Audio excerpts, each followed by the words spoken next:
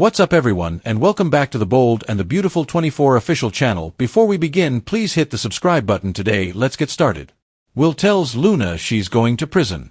Brave and lovely, Katie expresses her happiness to Electra, Deacon expresses his happiness to Ridge and Brooke, and Will informs Luna that she is vile. Will is refusing to spend the night with Luna at Lee's. When he realizes it was her, she continues to hold the mask over her face while laughing. He questions his actions. She remarks, "You had a great time," and then claims that Electra was too judgmental to grant him his request, so she did. Will is stunned. He believed her dead.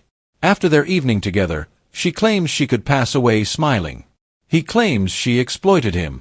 She claims that our night together was anything but innocent and that the sex was incredible. Luna said that they connected in ways she never would have imagined and that their passion was amazing. She proposes that they try again. She should be dead, Will reminds her, but she's committing crimes once more. She has committed horrible crimes. He adores Electra.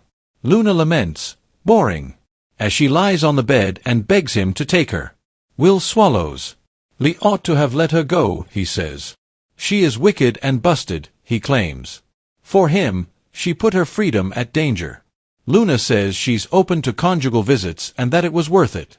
Will claims she is vile and will be sent back to prison. Luna's smile fades. Ivy and Electra discuss how she clicked with Will in the design office. Electra claims to have gained faith in everything, particularly Will. Katie enters to talk about a campaign. Electra talks endlessly about her love for Will. Katie considers what her kid is concealing. They make their case and discuss how to profit on the sensuality. Katie remarks that she's happy that Electra is with Will and expresses admiration for her sophistication. She hopes they have a happy life. Electra continues by saying that Will always be there for him. At Giardino, Donna and Eric are discussing Ridge's near loss of Brooke with Deacon. Everyone is relieved that Brooke is doing well.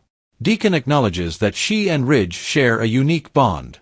They all concur that Ridge and Brooke had to come together and discuss the possibility of Taylor suffering harm. Like them, Brooke and Ridge are destined to be together, Donna informs Honeybear. When Ridge recommends they get married right away at Forrester, Brooke is astounded. There are already rings there. She concurs and is ecstatic. They share a kiss. This is what she's been waiting for. He is reminded of Taylor by Carter, but Ridge has already spoken to her. Additionally, the children should be given a break as they are grown people.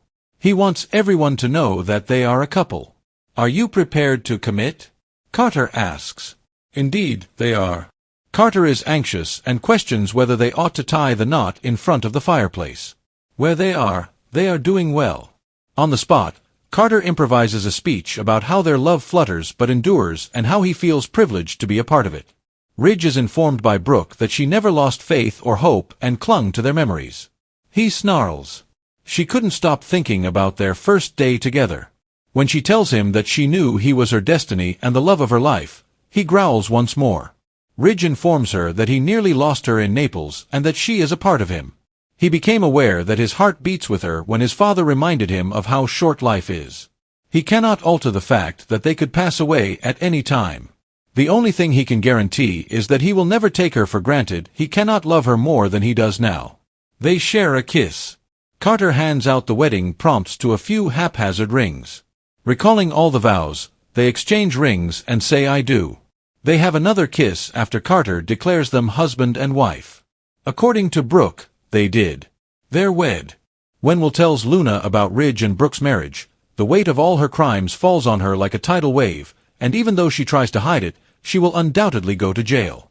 She laughs in a way that makes Will uneasy because it's not the laugh of a woman who has been caught in a misunderstanding, but rather the laugh of someone who thrives in chaos and believes she can manipulate reality to suit her. Will tells her bluntly that she is disgusting, that she is not just wrong but evil, and he won't spend the night with her again. He starts to doubt himself and his own behavior, wondering how he could have become the victim of this insanity. However, she stops him in his tracks with her cunning comment that he had a great time, that she knew what he wanted, and that when Electra was too judgmental to grant him his request, she was the one who did. She tries to paint her betrayal as some sort of twisted favor, but Will is shocked because he thought she was dead, and now she is alive, mocking him, converting his confusion into amusement. She claims that after their evening together, she could die smiling because, to her, it was the height of passion, a dark treasure that she clung to with manic delight. Will, horrified, insists that she took advantage of him, that she weaponized his vulnerability, and that their night was anything but innocent. That the sex was amazing, that their bodies connected in ways she never would have thought possible, spinning their toxic entanglement into some sort of cosmic romance, and that she suggests, shamelessly, that they try again, as though criminality and betrayal could be erased with another night in bed. However, Will recoils, reminding her that she should be dead, that fate had already attempted to end this nightmare once, and now she's committing crimes all over again, the very same patterns of deception and destruction, and he tells her bluntly that he loves Electra, that the woman who embodies honesty, decency, and compassion, not the manipulative viper in front of him, and that he loves her. Despite this, Luna lies across the bed, rolls her eyes, and sighs, boring. As if goodness were a weakness, pleading with him to take her again. A siren without regret, while Will swallows hard, suppressing both disgust and the slight tremor of fear that runs through him. He mutters that Lee should have let her go, that her life saved was a mistake because she has only proven to bring pain and corruption to everyone she touches, and he labels her wicked, busted, her schemes finally unraveling, pointing out that she put her own freedom at risk just to manipulate him into a single night of lust, but she shrugs it off with a joke about conjugal visits as if prison were a new playground, saying it was worth it if it meant she could have him. Finally, Will can no longer bear it, his anger burning through his confusion as he declares that she is vile, that her crimes will not be swept aside, that she will be sent back to prison where she belongs. For the first time, Luna's smile falters, a flicker of dread crossing her face, though it is quickly covered up by bravado. The weakness that underlies the evil. In the meantime, Ivy and Electra are having a deep conversation in the design office, with Ivy gently asking how things are going with Will. Electra is beaming with confidence, saying that ever since she became intimate with her boyfriend, she feels she has gained a newfound faith in everything, especially in Will, and that she has never felt so secure in a relationship, her heart glowing with the certainty that he is the man for her. When Katie enters the room, the energy instantly changes as Electra, full of joy, bursts into a never-ending tirade about how much she loves Will, how he inspires her, and how he would never do anything to hurt her. Katie nodded, but beneath her pleasant smile was a storm of worry because she knows her son is hiding a secret that could destroy Electra's blissful confidence. As they talk about campaigns and how to incorporate sensuality into their branding, Katie looks at Electra's glowing face and feels guilty. She is torn between admiring Electra's sophistication and being afraid of the truth Will hasn't revealed. Ultimately, she says that she is glad Electra is with Will, that she admires her grace, and that she sincerely hopes they have a happy life together. These are bittersweet words because Katie knows the ground beneath them is quicksand, but Electra just smiles and declares that Will always be there for her, true and solid. She doesn't realize that he is with Luna in another part of town, condemning her and grappling with his own guilt. Deacon, despite his complicated history with Ridge, admits with surprising honesty that when it comes to Brooke and Ridge, they share something special, something undeniable, a bond that even he can respect. As the three of them clink glasses, they share a rare moment of unanimous agreement. Donna and Eric meet Deacon at Il Giardino, and their conversation revolves back to the chaos of recent weeks.